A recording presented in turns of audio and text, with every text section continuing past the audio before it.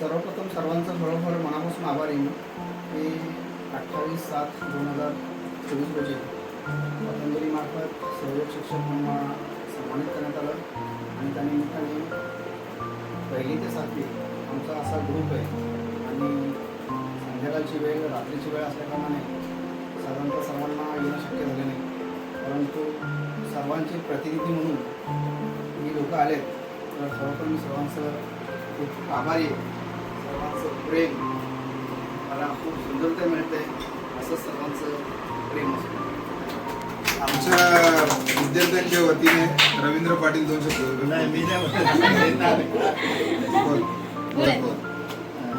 आमच्या गावचे परेश पाटील आमचे मित्र आहेत.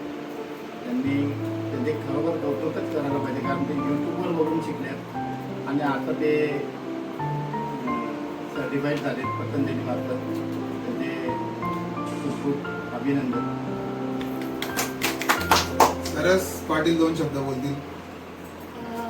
खूप खूप अभिनंदन. आणि क्षेत्र कुठले असू दे, असं योगामध्ये चांगलं काहीतरी प्राप्त केलेलं आहे पदवी, आणि कुठल्या क्षेत्रामध्ये तुम्ही जर मनापासून करता तर ते क्षेत्र तुम्हालाही तेवढंच जवळ करतं. सो खूप सारं अभिनंदन. चंदूला तर ऑन द स्पॉट एखादा गेम ऑन द स्पॉट प्रतिभा इथं ऑन द स्पॉट इथं लगेच काहीतरी 2 शब्द बोल. नको नाही बोल तू. उधळू दे तुफान सगळं काळजामध्ये साचलेलं, उधळू दे तुफान सगळं काळजामध्ये साचलेलं, मातीमध्ये उगून सुद्धा मेघाबंद बसलेलं, मातीमध्ये उगून सुद्धा मेघाबंद बसलेलं. असं आमच्या लाडके परेश पाटील मित्र हा त्यांचा स्वागत सोहळ्याबद्दल त्यांचं खूप खूप स्वागत. बिंदास मस्के 2 शब्द बोलतील कवितेच्या मार्फत. साधं बोल. आमचे वर्गमित्र परेश पाटील खरोखर यूट्यूब चॅनलवर जे बघून कसे की गुरुची प्रतिमा डोळ्यासमोर ठेवून आणि गुरुचे ज्ञान मिळवले, याच पद्धतीने परेशने गुरुचे ज्ञान मिळवलेले आहे. आणि याच्याबद्दल परेश पाटील यांचे खूप खूप आभार. शिवा काय बोलत झाले. धन्यवाद.